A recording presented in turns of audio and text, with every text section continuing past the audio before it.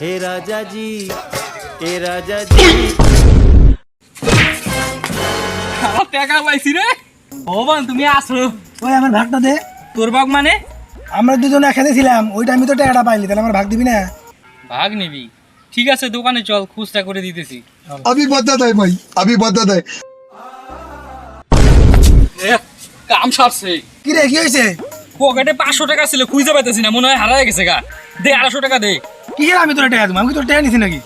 কেন রে তুই তো আমার সাথেই ছিলি তাই কি হয়েছে?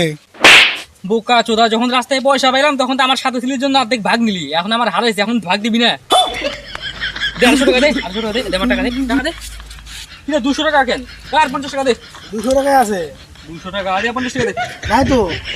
নাই ঠিক আছে তুই যখন আমার বন্ধু হইস তোর জন্য একটু তো উপকার করতে পারি আর 50 টাকা পরে দিস